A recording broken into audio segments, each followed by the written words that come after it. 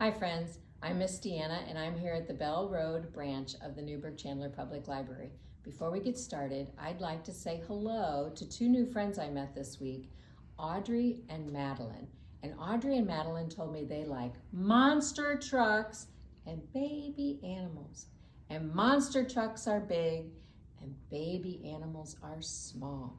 That's opposites, kind of like another two friends we're going to meet today. The hare, who is fast, and the tortoise, who is slow.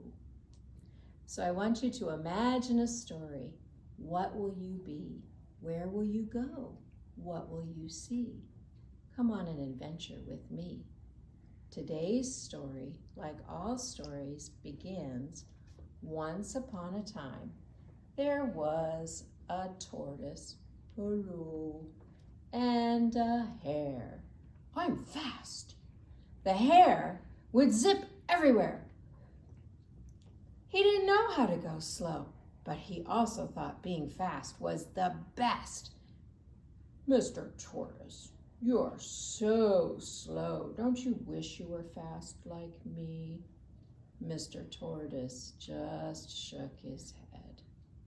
He and all the other animals were getting tired of the hare bragging all the time how fast he was. Watch me. Did you see that? I went so fast that I zoomed away and came back and you didn't even see me move. Mr. Tortoise just shook his head. Finally, one day, it was so much, Mr. Tortoise said, I would like to challenge you to a race. Mr. Hare couldn't believe it. You challenge me, the fastest animal? Yes, said Mr. Tortoise. And so the day of the race was set. And Mr. Tortoise came up to the starting line. And Mr. Hare came up to the starting line. And the rooster went, cock-a-doodle-doo, and the race was off. And Mr. Hare zoomed along. And the tortoise just began to walk as fast as he could. Before long, the hare ran across a field of his favorite food, carrots. He looked back. He saw how slow Mr. Tortoise was going, and he decided he could take a snack. So he ate up all the carrots. And of course, he ate them fast, because that's what he does, everything fast. Every single carrot. All gone. He decided to start the race again. And he went along. But before long, he had that very full tummy. He was tired. And he decided to take a nap. He figured he could catch up to the tortoise anytime. And the tortoise just kept going. Slow, he said. Slow and steady. Slow and steady wins. Slow and steady wins the. Slow and steady wins the. And just as he was about to cross the finish line, Mr. Hare woke up and he looked behind him, thinking that's where he would see Tortoise. And then he looked ahead of him and oh no, there was Mr. Tortoise just about to cross the finish line, and Mr. Hare, running as fast as he could not catch up to Mr. Tortoise. And Mr. Tortoise won the race. And all the animals cheered. Mr. Hare had never lost a race before. He didn't know what to do. But Mr. Tortoise said, "That's okay. You'll win next time. I'll race you to the lettuce patch." And so off they went to get more to eat. Have you ever felt like the hare? Or have you ever felt like the tortoise? Do you struggle sometimes to go as fast as your friends, maybe when you're learning something at school? Or are you the kind of person who goes so fast, you forget to look around you a little bit? What distracts you from getting the job done? Like when Mr. Hare needed to finish the race. If you come home on Friday and you don't have to have something done till Monday, do you wait till Sunday night to finish it? So sometimes things distract us, like our computer games. Or maybe you're supposed to clean your room, but you'd rather have a snack. Or a friend comes over and instead of cleaning up the yard like you said you would, you watch a movie together. Or maybe you just would rather be outside than helping your mom or dad inside. Lots of things distract us, just like the carrots distracted Mr. Hare. But Mr. Tortoise taught us, you just gotta put your nose down and keep walking to get the job done.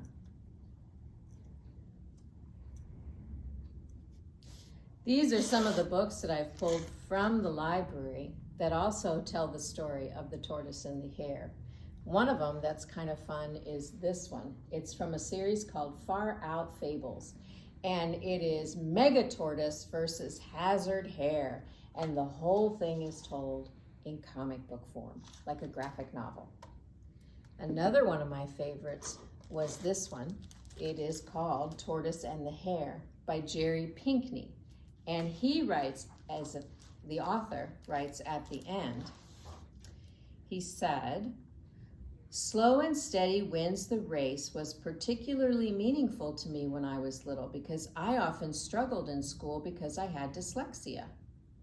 And he said for him, he always felt like the tortoise.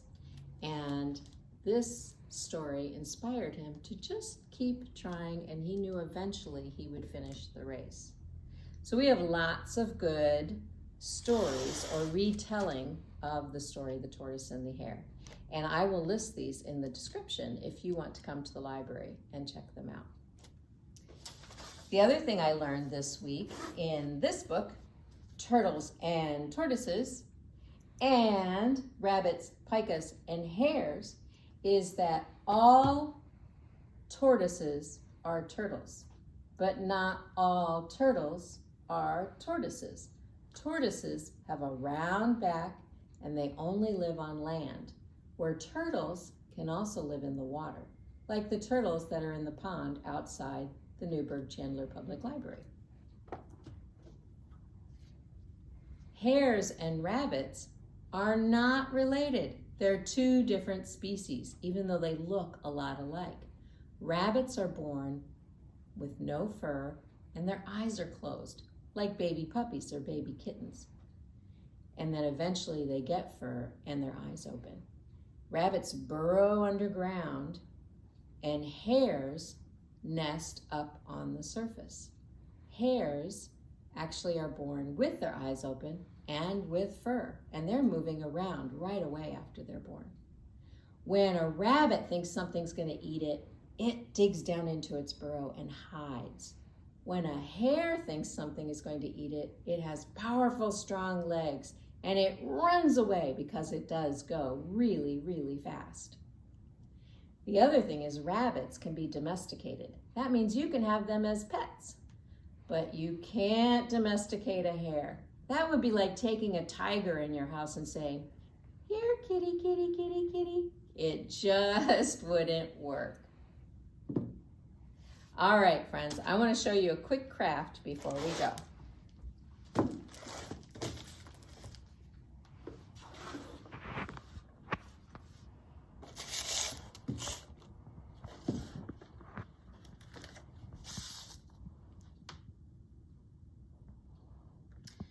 So way back when I first started, we did a story called The Little Red Hen, and I encouraged you to make a little red hen to remind you of the moral of that story.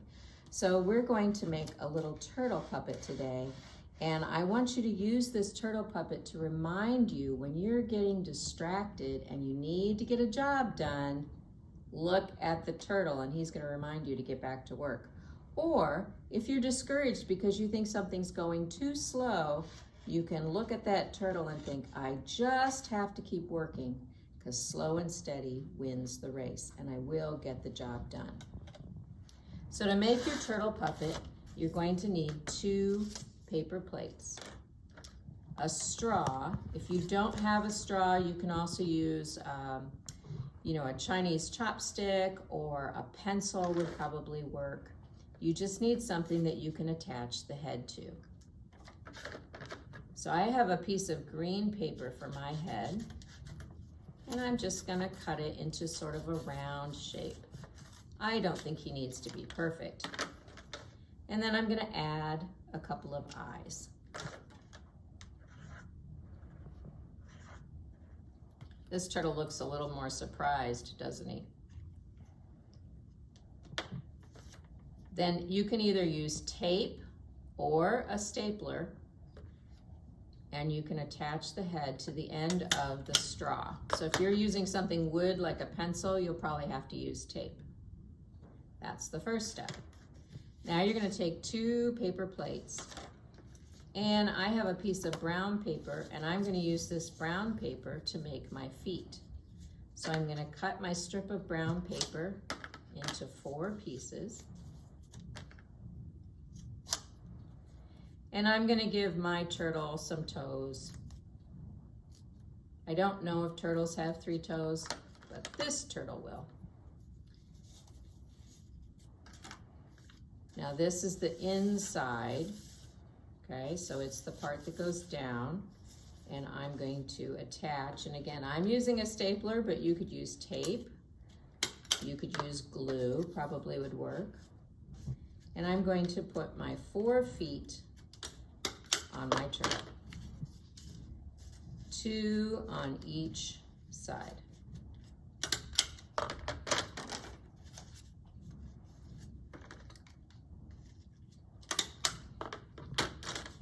And then I'm going to lay my head across,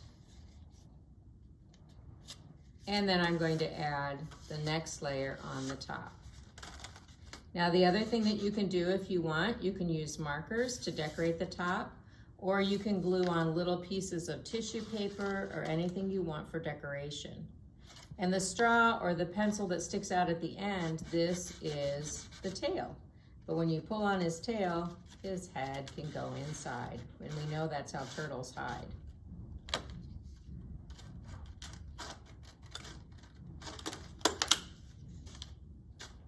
I would, if you're going to decorate the top, I would do that before you staple the turtle together, because once you put the shell on there, it's a little bit harder to decorate.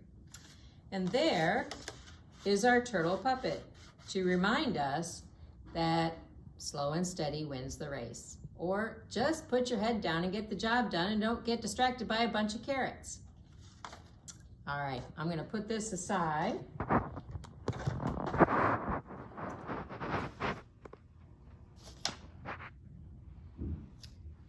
And bring back my 2 friends, the tortoise and the hare,